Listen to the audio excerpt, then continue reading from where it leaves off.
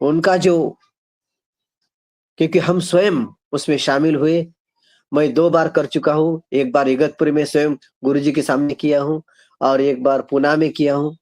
तो इस तरह से हमने स्वयं देखा, अनुभव किया कि वो सचमुच वो इतना अच्छा वातावरण तैयार किया, फिर स्वयं बैठ के बताते हैं, समझाते हैं, और इसी का प्रतिफल है कि आज उनके जितने भी शिष्यगण हैं, वो भले अभी नहीं उनका, वो यहाँ से चले गए हैं, अपना शरीर उन्होंने त्याग दिया, लेकिन उनकी जो शिक्षा है अभी भी चल रही है।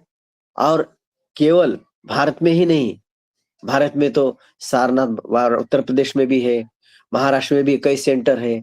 उत्तर प्रदेश, महाराष्ट्र, गुजरात, केरल, आंध्र प्रदेश, बिहार, ऐसा कोई भी भारत का राज्य अछूता नहीं या कोई शहर अछूता नहीं कि उसमें यह विधि विपश्यना ध्यान मार्ग वो समझाते नहीं होंगे या कोई सेंटर नहीं होगा। ये हर, और यहाँ तक कि केवल भारत में ही नहीं, तो श्रीलंका में भी, बर्मा में भी तो है ही है, थाईलैंड में भी है, अमेरिका में, इंग्लैंड में। क्योंकि उनका जब देखते हैं तो वो एक प्रकार से पूरे विश्वव्यापी उन्होंने सेंटर तैयार करके इस विधि को प्रचार प्रसार करने का अनोखा एक और सरल मार्ग उन्होंने दिया है। भगवान तथागत सम्यक संबुद्ध का जो धर्म है, केवल मानव जाति को सुख, शांति, समाधान और निर्मल जीवन जीने का मार्ग है। उसी का सब लोग प्रचार प्रसार करते हैं, उस पर चलते हैं। और इसीलिए भगवान तथागत सम्यक संबुद्ध ने धम्म पद में कहा है कि living happily in the Dhamma, happily live is who drinks the Dhamma. अर्थात ये गाथा है श्रावस्ती में, भगवान तथागत सम्यक संबुद्ध महाकपिन स्थविर की कथा है। उसमें उन्होंने कहा, धम्म पीति सुखं सेति विपसनेन चेतसा आर्य पविदिते धम्मे सदा रमति पंडितो। पीति धम्म रस, धम्म रस पीने वाला, धम्म रस पालन, धम्म रस का पान करने वाला, विपसनेन चेतसा अत्यंत प्रसन्न चित्त होकर, सुखं सेति सुख से सोता है, पंडितो सज्जन पुरुष, विवेकी जन, विद्वान, ऐसा सत्पुरुष आर्य पविदिते, इस आर्य मार्ग को ग्रहण करके उस पर चलकर श्रेष्ठ आचरण में उत्तम होकर व्यक्तियों द्वारा वो प्रचार करता है, प्रसार करता है। धम्मे, धर्म में, सदा माने हमेशा, सदैव रमते हैं, रममान करते हैं। अर्थात धम्म रस का पालन करने वाला बहुत प्रसन्न चित्त होकर सुख से सोता है, विहार करता है। विद्वान जन, सत्पुरुष, पंडित जन, समझदार व्यक्ति बुद्ध के उपदेशित धम्म में सदा रमन करता है। और धम्म का अर्थ है मन की निर्मलता, राग, द्वेष और मोह को पूरी तरह से मिटाकर मन को शुद्ध करना।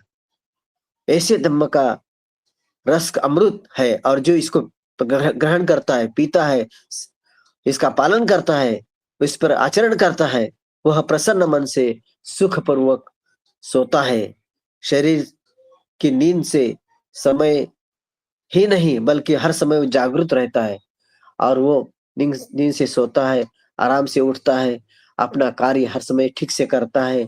ये किसी व्यक्ति विशेष, धर्म विशेष, जाति विशेष के लिए नहीं, ये विश्वव्यापी जो जो भी व्यक्ति इसका पालन करता है, चाहे स्त्री हो या पुरुष, बालक हो या बालक, वो उसका पालन करके अपने मन को परिशुद्ध करता है और अपना जीवन सुखमय और शांतिमय बनाता है। अभी जो विषय कहा गया है कि विपश्यना का अर्थ यही है, मन की शुद्धता, मन की शुद्धता, पवित्रता और चित्त की एकाग्रता। विपसनेन चेतसा, विपश्यना, विपसतति विपसति विपसनाति विपशना, मतलब जो व्यक्ति विशेष रूप, जैसे हम लोग अभी अपने सामने जब कोई देखते, कोई भी चीज हो, रूप हो या कोई वस्तु हो या जो भी, लेकिन आँख से जब देखते हैं तो हम उसको केवल कि ये बाहरी-बाहरी उसका आकलन करते हैं, उसकी प्रशंसा करते हैं। लेकिन विशेष रूप से अर्थात अपनी, जैसे भगवान तथागत सम्यक संबुद्ध ने कायानुपश्यना, वेदनानुपश्यना, चित्तानुपश्यना, धम्मानुपश्यना, 4 प्रकार की पश्यना बताया गया है। चत्तारो सतिपट्ठाना, तो ये इसी को कहा गया है।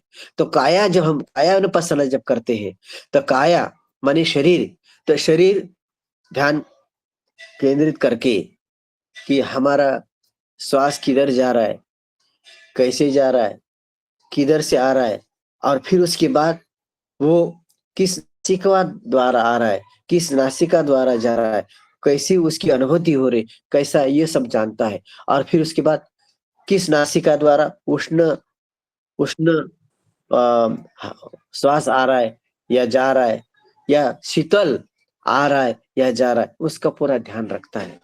फिर उसके बाद शरीर का जब जो वो धारा प्रवाह अपना ध्यान केंद्रित करके, चित्त की एकाग्रता करके वो अपने शरीर को अंदर से देखता है। जैसे कभी-कभी पीठ बहुत दर्द होता है और फिर जब हम लोग का ध्यान भटकता है तो फिर दोबारा श्वास जोर से लेकर धीरे से छोड़ता है, और फिर उसके बाद तो पता चलता है कि वो, क्योंकि वो संस्कार है, कभी पैर दर्द करना, कभी पीठ दर्द करना, कभी हाथ दर्द करना, कभी खूब ठंडा होना, कभी खूब गर्म होना, ये क्या है, शरीर की अनुभूति है और शरीर के विकार है। जैसे-जैसे विकार उत्पन्न होते हैं, फिर वो साधना द्वारा कम होते, फिर धीरे-धीरे नष्ट होते हैं, और इसी से व्यक्ति का मन प्रसन्न होता है, प्रफुल्लित होता है, आनंदित होता है, और वो ही दूसरे को देने का प्रयास करता है। और यही ये विपश्यना सब अगर यदि लोग करेंगे तो सचमुच इस विश्व में सुख और शांति रहेगी। कोई किसी से विवाद नहीं करेगा, कोई किसी से मनमुटाव नहीं करेगा, कोई किसी से दुर्भावना नहीं रखेगा, क्योंकि जब शुद्ध अपना खुद का मन मित्रता से, मैत्री से भरा है, करुणा से भरा है, चित्त मन परिशुद्ध है, चित्त से कोई भी व्यक्ति कुशल कर्म करता है, तो वो भी अपने पास जो भी प्राप्त किया है वो दूसरे को देने का प्रयास करता है। जैसे कि अभी वर्तमान में हमारे जो हमारी संस्था के वाइस प्रेसिडेंट थे, अभी गुजर गए बेचारे, वो पीजी भोसले गुरुजी। वो भी हमारे उस समय हम जब करते थे तो हमारे साथ थे वो, और हमारी अचानक मुलाकात हुई और उन्होंने हमको हमारी मतलब आदर सत्कार किया। फिर बाद में बातचीत हुई और उन्होंने हमको अपने घर ले गए। तो इस तरह से, और तब से लेकर आज तक, और उन्हीं के कुशल कर्म का प्रतिफल है